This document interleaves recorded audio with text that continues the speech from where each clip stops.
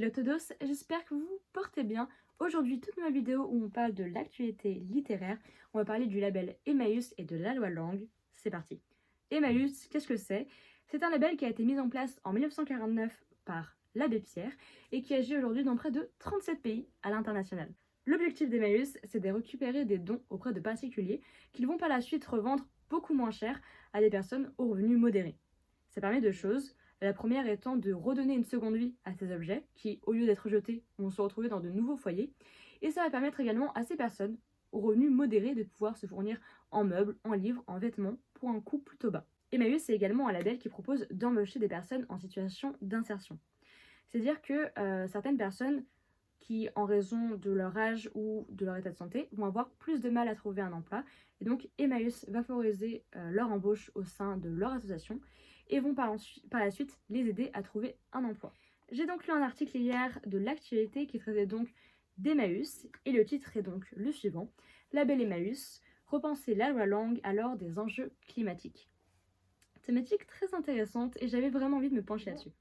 Concrètement, Emmaüs reproche à la loi Langue de ne plus être en adéquation avec les enjeux environnementaux actuels. En France, on sait d'avance que certains livres qu'on va imprimer ne seront pas vendus. Je vais vous donner un exemple. Par exemple, ce bouquin. Imaginez, il est tiré à 10 000 exemplaires. Parmi ces 10 000 exemplaires, il faut prendre en compte qu'il y a des mises en place et des stocks. 7 000 exemplaires seront par exemple mis en place et donc le reste, les 3 000, seront en stock. Sur cette mise en place, il faut prendre en compte qu'en France, il y a près de 20% de retour. C'est-à-dire que parmi les 7 000 livres qui ont été mis en place dans la librairie, il y a 20% de ces 7 000 qui vont retourner en stock. Et parmi ces 20%, il y a près de 15% qui seront envoyés aux pilons. Les pilons, c'est la destruction du livre, c'est-à-dire que les livres vont être détruits pour être recyclés et donc réutilisés pour faire de la pâte à papier ou du carton. Sauf que voilà, on s'en doute, tout ce système, ça a un énorme coût environnemental. Parce qu'on peut se demander pourquoi fabriquer des livres qui, on sait déjà, ne seront pas vendus. Ça, c'est toute la problématique du secteur de l'édition. Et dans ce cas, on pourrait se demander, mais pourquoi les éditeurs ne vendent pas à prix soldé ou alors ne donnent pas leurs livres à des associations ou alors à des soldeurs? Effectivement, les éditeurs vendent déjà certains livres à prix soldé, sauf que voilà, le prix du livre est régi par la loi Langue. La loi Langue, qu'est-ce que c'est? La loi Langue, c'est une loi mise en place le 10 août 1981 par Jack Lang, ministre de la Culture, et qui a pour but de régir le prix du livre. C'est-à-dire que c'est l'éditeur qui va fixer le prix du livre et que, dès lors, il ne pourra plus changer. Enfin, l'éditeur pourra continuer à changer le prix du livre. Mais par contre, les commerçants, ils seront obligés de s'adapter à ce prix et ne pourront pas différer de ce prix-là. Ils vont cependant proposer un rabais de 5% aux personnes qui achètent ce livre, mais ça ne pourra pas aller au-delà de ce rabais. L'objectif de cette loi, c'est de permettre la survie des librairies en France et de permettre la liberté et l'égalité de tous par rapport aux livres en France. C'est une loi qui a également été mise en place dans d'autres pays en Europe, mais je pense que je referai une vidéo pour vous parler de la loi Langue. Donc, comme vous l'avez peut-être deviné, tous les livres sont régis par la loi Langue, et donc il y a certaines conditions si on veut les solder, ou les donner, mais les donner, c'est pas possible. L'éditeur peut donc effectivement solder ses livres sous certaines conditions. Tout d'abord, le livre doit avoir été mis en vente il y a plus de 2 ans. Et seconde chose, le livre ne doit pas avoir été réapprovisionné depuis plus de 6 mois. Dès lors, un livre peut être soldé. Il existe donc deux types de soldes, les soldes partiels et les soldes totales. Les soldes partiels, c'est les éditeurs qui décident de vendre une partie de leur stock à des soldeurs, qui doivent cependant respecter la fameuse loi, c'est-à-dire qu'ils doivent attendre minimum 2 ans après la mise en vente du livre et 6 mois sans réapprovisionnement. Et dès lors, ils pourront solder le bouquin. Ça permet d'éviter une concurrence déloyale avec les libraires, parce que chez les libraires, étant donné que c'est un solde partiel, les prix sont toujours les mêmes. Et donc, ça fait un peu de la concurrence déloyale. Donc, ils sont censés normalement attendre 2 ans et 6 mois. Sauf que généralement, ils n'attendent pas. L'éditeur peut également réaliser ce qu'on appelle le solde total. C'est-à-dire qu'il va revendre l'entièreté de son stock à des soldeurs, ou alors proposer à l'auteur de récupérer une partie ou l'ensemble des ouvrages restants en échange d'une rémunération. Donc l'auteur doit racheter ses bouquins. Ceci entraîne plusieurs choses. Tout d'abord, le fait de retirer les ouvrages du circuit classique du livre, c'est-à-dire que les libraires vont devoir renvoyer sous un certain délai les ouvrages. Deuxième chose, c'est la suppression du titre dans le catalogue de l'éditeur. Troisième chose, c'est donc céder le stock à un soldeur. Et quatrième chose, c'est la résiliation du contrat d'édition avec l'auteur.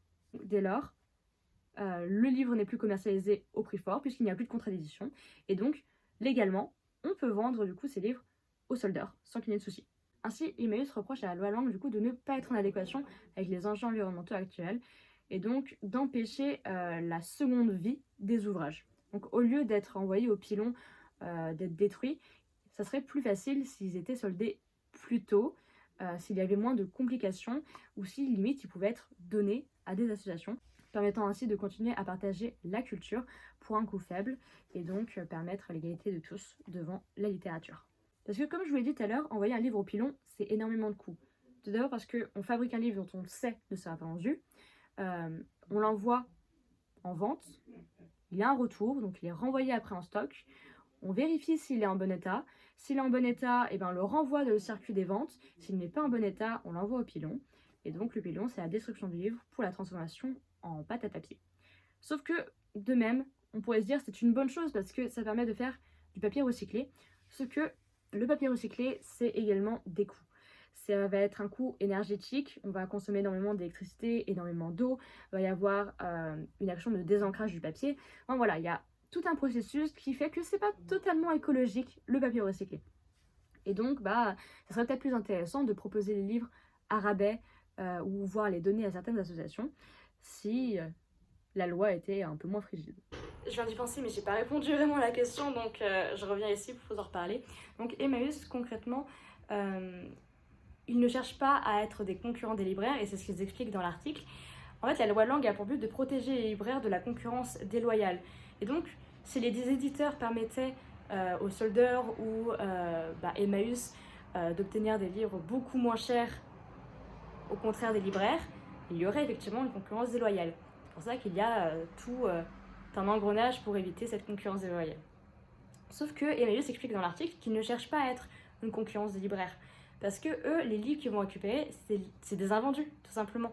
C'est des livres qui seront retournés en stock et que les éditeurs ne sauront pas quoi en faire et du coup, ils vont les solder. Voilà, en fait, les livres qui sont vendus chez les soldeurs, c'est des livres que les libraires n'ont pas vendus parce que personne n'en voulait. Donc si personne n'en voulait, ils peuvent se retrouver à des prix soldés et donc se retrouver chez Emmaüs. Voilà. Et par contre, ça, ils le disent très clairement dans l'article, Emmaüs se pose en fervent concurrent des géants d'internet tels qu'Amazon, vous vous en doutez. Et là, pour le coup, c'est des infrastructures qui sont vraiment des concurrents forts des libraires qui vont vraiment les déséquilibrer, les mettre à mal. Et donc Emmaüs cherche un petit peu à les combattre également en se plaçant du coup du côté des libraires. Voilà. Voilà, en tout cas, j'en ai fini pour l'article de Emmaüs de la loi Lang. J'espère que mes explications auront été plutôt claires. Navré si ce n'a pas été le cas, je pourrais peut-être vous le réexpliquer. Et on se retrouve très prochainement pour une autre vidéo. A plus.